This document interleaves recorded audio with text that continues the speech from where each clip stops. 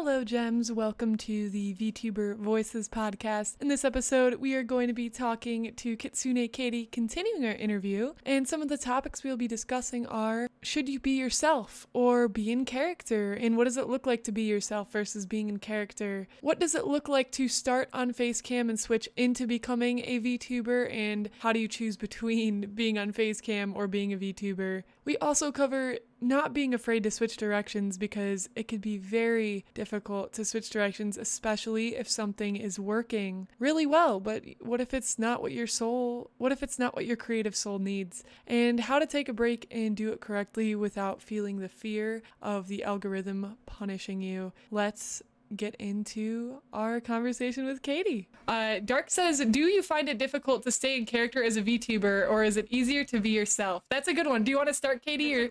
Yeah.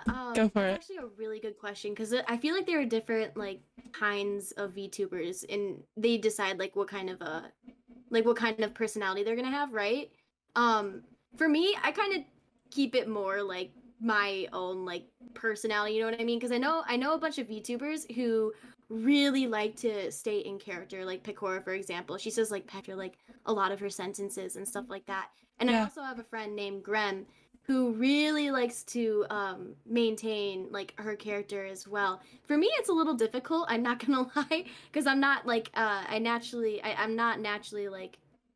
don't naturally have that ability to maintain a character for that long. But at the same time, it just depends on what you want to do. Yeah, absolutely. I think it all comes down to your comfortability, and there's also nothing that says you can't start as being yourself and eventually develop into playing in character later. Yeah, exactly. You get a little bit more comfortable streaming a bit and getting used to being in front of an audience and talking to people and being open. And then there's nothing you could always rebrand and then also become more in character as well. It's very scary. Rebranding is very scary, I'm not gonna lie. Yeah. But I feel there's nothing, what you said, Syafire, there's nothing wrong with eventually wanting to become more in character as well. Yeah, and that's something I've personally struggled with too, because I've been streaming for literally 4 years, and I became a VTuber a year-ish ago, I would say now, and I've been myself, and there's a part of me that really wants to start playing in character as Syafire, but so much of my audience really knows who I am. And it's also weird because when you're responding to chat, you're responding to people. You can't really use your real life experiences much to make conversation anymore. You really have to know about the lore of your character and where you're from. Embody it, yeah. It's a really hard mental switch to make. If you started with being yourself and then trying to be in character. But again, some people are more comfortable with being in character because it allows them to, be more anonymous and not really share their personal life and keep the internet separate from their personal life. And those boundaries are really important for some people. Exactly. Do you know 𝐒𝐮𝐩𝐸𝐫? Yeah, I do know 𝐒𝐮𝐩𝐸𝐫. Yeah, so she not only has a VTuber avatar, but she also masks her voice through text to speech, I think, or speech to text to speech. I think that's what it is. Yeah. Yeah. And so it all depends on what you feel comfortable doing. If you want to become really if you want to really do the in character thing, I say go for it, because I think that's really cool, right? Yeah. People who do that, I really admire, because I feel I could never fully do that, Yeah. But it is hard to make that switch, but I say that the people who stay with it and stick with you through through thick and thin, let's say you're moving over from becoming just a Facecam streamer to being a VTuber. People who stick around are the real people who will stay with you for the long run. And the people who say oh, this is weird, why are you doing this? You don't want them anyway. You know what I mean? They're there just because they're only there to put you down. So you don't want those people around anyway. So I feel it's a good way to weed out the people who are the real ones. I agree.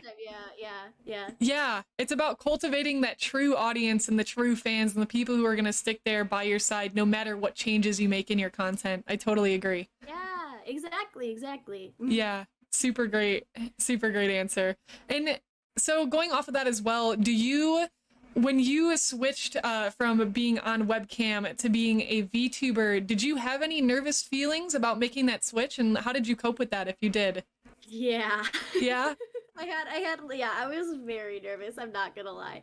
Because I knew that I really wanted to get into VTubing, because I feel like just the whole like anime thing in itself alone is super cool. But I was really nervous, right? Because like a lot of people, there are a lot of people who just don't get it, you know what I mean? Yeah. So, Yes. like, when you switch over, it's like you're going to get, like, eventually down the line, you're going to get people who don't agree with you and stuff like Yeah. that. So I was really worried about that because my content literally went from, like, discussions from, like, anime videos to, like, I posted a video of, like, me doing a, like, live cover of, like, an anime opening Yeah. in my VTubers up. Like, so it was a hard switch. I think it helped that I like took some time to like really discover like what I wanted to do. You know what I mean? And I'm so happy I did that because this is like really what I like doing. Yes. Like this is like I love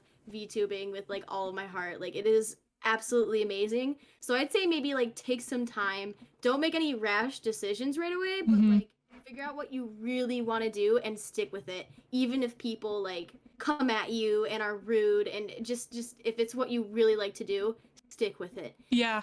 The audience will follow. Yeah. If you love what you're doing, the audience will follow. Preach. Exactly. And you want to build an empire on top of something that you love, not something that you don't love, because otherwise it will collapse in the end if it's rocky foundations. Yes, exactly. Yeah. Yeah. Yeah, that was you worded that so beautifully, Katie, and I'm very thankful that you brought that up because I think a lot of people in our audience really needed to hear that it's okay to experiment, it's okay to change, it's okay if people don't like it, because I think everybody falls in this weird fantasy land of wanting to be loved and noticed all the time, but there's always going to be people that disagree no matter what you do in life. But what matters is taking that time to reflect, like Katie said, and figure out what you truly want, because you will not lose if you figure out what you truly want. Exactly. Like if you're doing what you love and you enjoy what you're doing every single day, those people, like although they may be loud, you will have a large audience of people who support you as well. So yeah, absolutely. And it's all about like, you know, if you're doing this, it is not easy. Like content creation is not easy. So if you're doing something that you don't like, it's gonna be a hard time. It's gonna be a hard time. So yeah, you just gotta stick with it. You just gotta do it. Yeah. Do it. Yeah, just do it.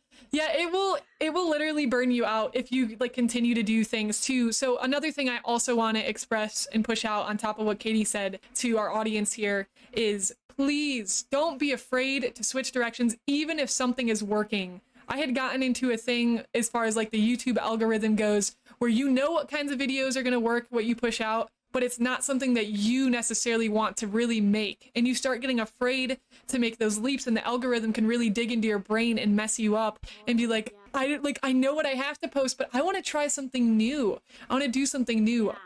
And I think it's so important to follow those experimentations and do the new things, even if you don't get the views, because again, you have to create stuff you love or you're not going to be able to sustain content creation. Yeah, exactly. Like even on my YouTube channel right now, like I haven't posted in a bit because I've been taking some time figuring out like where I'm gonna go and stuff like that. Good for you.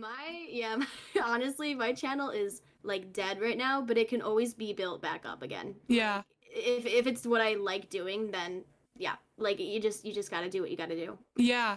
Yeah, I actually have another question too, going off of that. So I like had recently been dealing too with some like mental things, like maybe I should take a break. And I think a lot of us, you know, when we take a break, we get fearful that, you know, we're going to get punished because the algorithm punishes people who take breaks.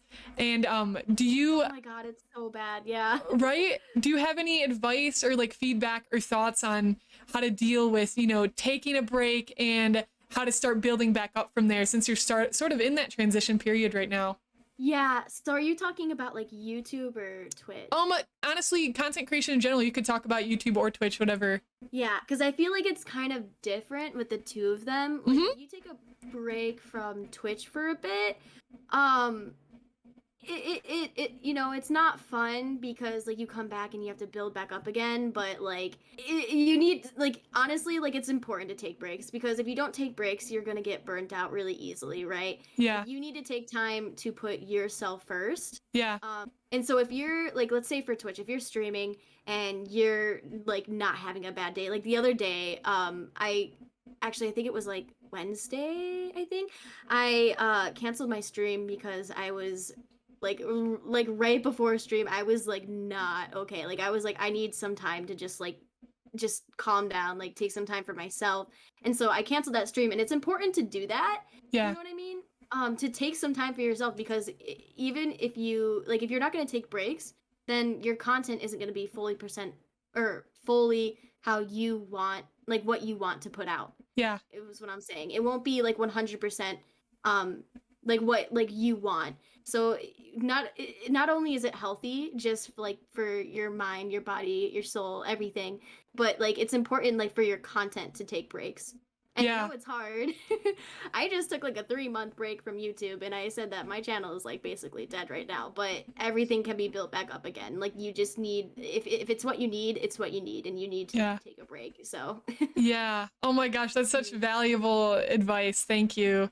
And I really needed to hear that. I'm sure so many other people will really value hearing that as well. Aww. Thank you, KitsuneKatie, for such valuable insight in the feelings that you go through when you feel like you need to take a break or switch up your content creation, and how you sort of know what direction to take depending on your personal situation. This is a really great episode and a really great conversation. And on the next episode, we will be continuing our interview with KitsuneKatie, covering more pressing topics. Thank you so much for listening to the VTuber Voices podcast, and we'll see you on episode 3. Bye!